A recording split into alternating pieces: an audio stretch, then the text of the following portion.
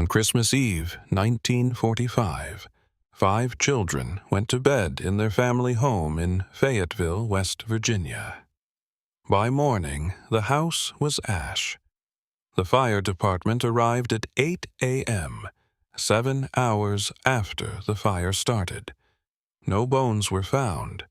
The official conclusion: the children burned completely. A crematorium director told the family it takes at least 2 hours at extreme temperatures to destroy a human skeleton. The house burned for 45 minutes. The ladder George needed to reach the upper windows was missing. Both his trucks failed to start. A man had come to the house 2 months earlier and warned, "Your house will burn, and your children will be destroyed." The 5 children were never found. Their bodies were never confirmed. Decades later, a photograph arrived in the mail. A young man who looked exactly like one of the missing children. The family never learned who sent it. The case is still open. George Sodder was born Giorgio Soddu in Sardinia in 1895. He immigrated to the United States in 1908 and eventually settled in Fayetteville, West Virginia, where he built a life as a trucking contractor and coal dealer. He married Jenny, and together they had 10 children. By Christmas 1945, the oldest, Joe, was in the military. The other 9 were at home. George Sodder was not a man who kept his opinions to himself. He was outspoken about Italian politics, and in particular about Benito Mussolini, whose regime he opposed and whose propaganda he argued against openly in conversations with his neighbors and community. In a town with a significant Italian-American population in the 1940s, this was not an insignificant position to take. In October 1945, 2 months before the fire, a man came to the Sodder house. He identified himself as an insurance salesman. George refused to buy. The man left. But before he left, he said something to George that George would remember for the rest of his life. He said, "Your house is going to burn down, and your children are going to be destroyed." George reported this to no one at the time. He didn't take it as a serious threat, or if he did, he didn't act on it. 2 months later, on Christmas Eve, the house burned. The timeline of Christmas Eve 1945 is documented through the accounts of the family members who survived.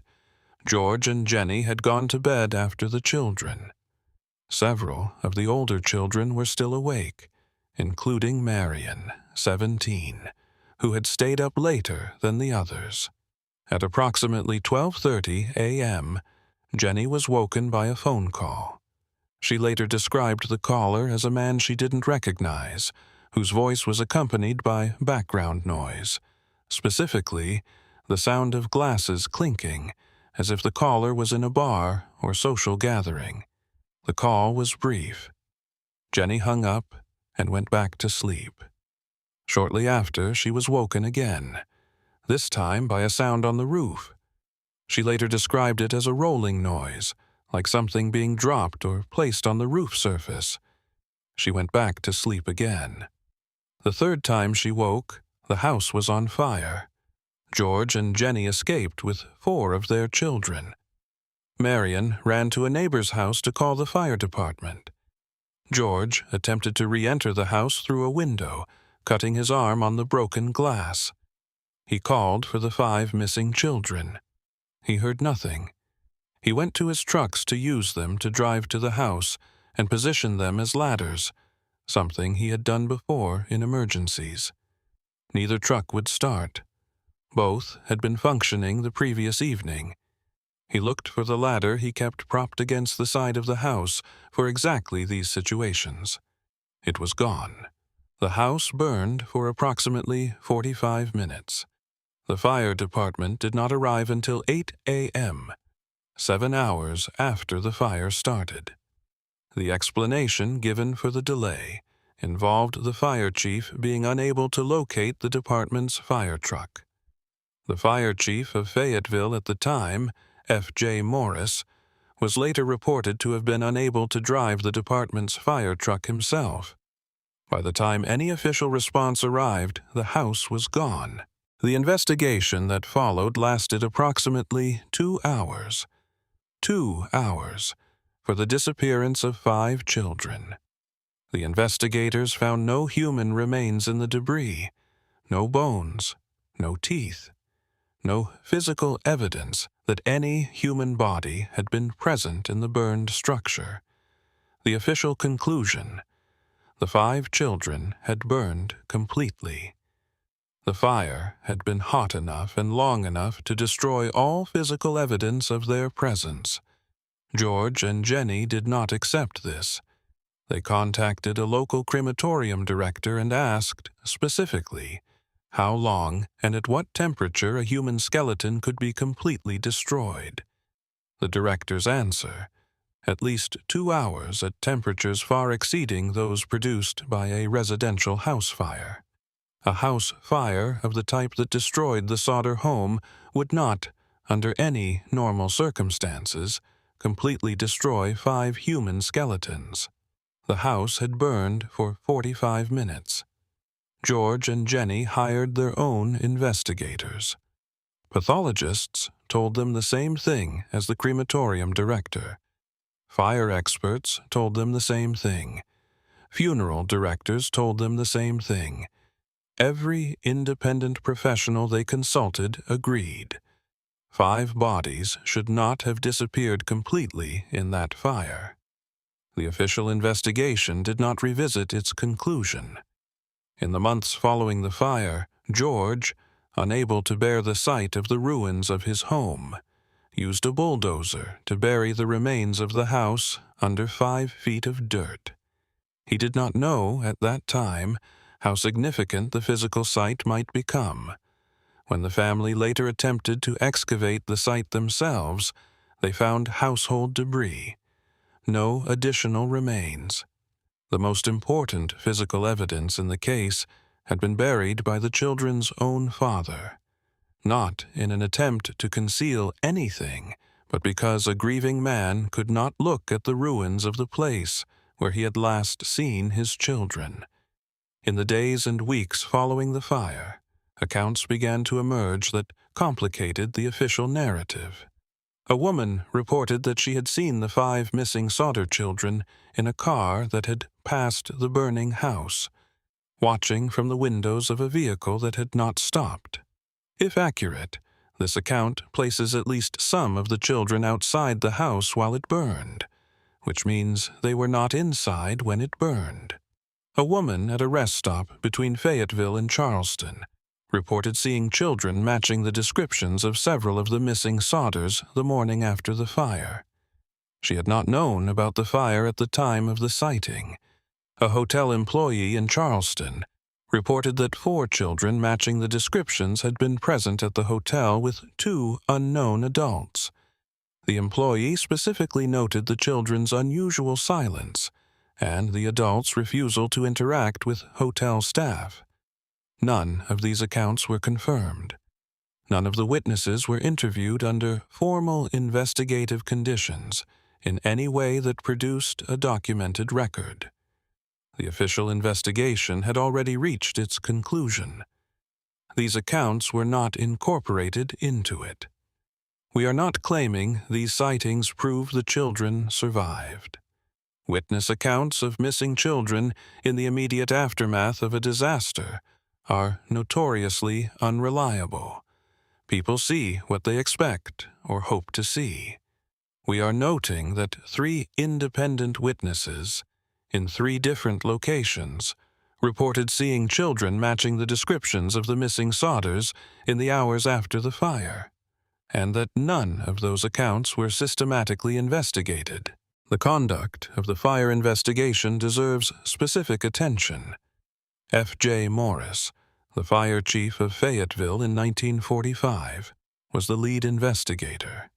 His investigation lasted approximately 2 hours. It concluded that the fire was caused by faulty wiring, despite the fact that George Sodder had recently had the house rewired by a licensed electrician, and despite the fact that the Christmas lights on the exterior of the house continued to function as the fire burned. Electrical fires that originate in wiring do not typically leave the connected electrical system functional. The Christmas lights should have gone out when the wiring that caused the fire failed. They did not. Morris's conclusion was not seriously challenged by any official body at the time. Years later, a human liver was found at the site during a family excavation. It had not been there when the site was first examined. A pathologist examined it and confirmed it was human. No determination was made about its origin or how it had come to be at the site. Morris later stated publicly that he believed the children had been kidnapped, a significant departure from his original investigative conclusion, made years after the investigation had closed and well after any meaningful follow-up was possible. We found something in the Fayetteville municipal records from the period surrounding the fire, specifically in the administrative records of the fire department for October and November 1945, the 2 months preceding the Christmas Eve incident. The records show 2 entries that have not been discussed in any public account of the Sodder case. The first is a notation of contact between the fire department and a representative from a state-level office. The second is a record of a conversation between Morris and an unidentified individual identified in the log only by initials. We are not claiming these entries are evidence of a conspiracy.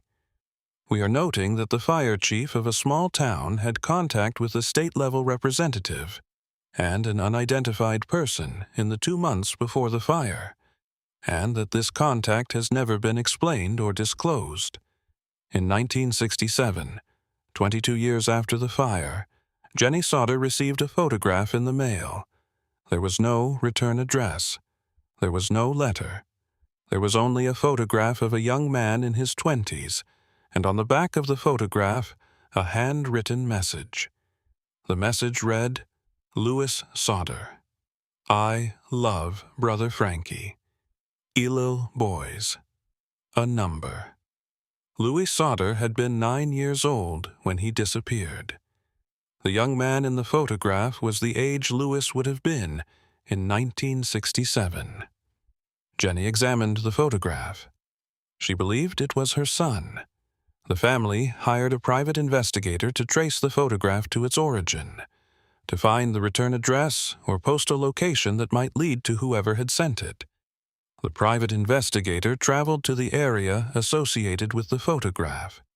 He was never heard from again. The photograph is real. Jenny Sodder kept it until her death. It has been examined by researchers and journalists who have covered the case. No one has been able to identify who sent it. No one has been able to identify the young man in it. The private investigator who went to find answers has never been found. The Sodder case has 2 possible explanations. The first, 5 children died in a residential house fire, and their remains were destroyed completely, a conclusion that fire experts, pathologists, and crematorium professionals have consistently described as inconsistent with the physical conditions of the fire. The second, the 5 children did not die in the fire. They were removed from the house by the person who set the fire, or in the chaos of the night, or by prior arrangement, and the fire was used to create the appearance of their deaths. The second explanation requires someone who wanted those children. It requires the cooperation or negligence of the fire investigation. It requires the disappearance of a ladder and the sabotage of 2 trucks on the same night. It requires the silence of whoever was in the car that witnesses say they saw. It also requires an answer to the question the photograph raises. If Louis Sodder was alive in 1967, Where had he been for 22 years?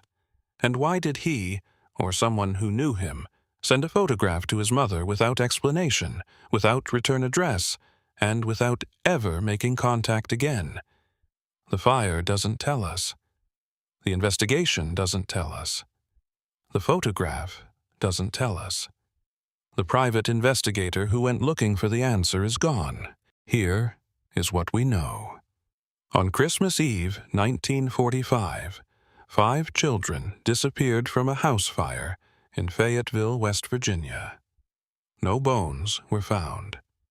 The fire lasted 45 minutes, not long enough to destroy 5 human skeletons. The ladder was missing. Both trucks failed. A man had threatened the family 2 months earlier. 3 witnesses reported sightings in the hours after the fire. The fire chief's investigation lasted 2 hours. The fire chief later said he believed the children were kidnapped. In 1967, a photograph arrived. A young man who might have been Louis Sodder. The private investigator who went to find him was never heard from again.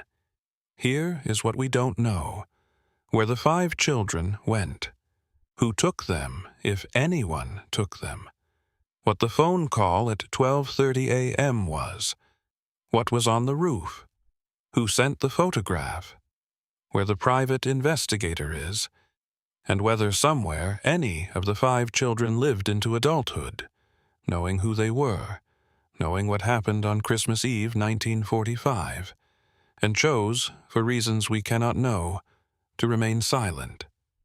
We're laying out what we found. You decide what it means. If you know something we don't, you know where to find us. Subscribe, share this, and leave a comment. Because George and Jenny Sodder are both gone now. They never learned what happened to their children, and the photograph is still unidentified.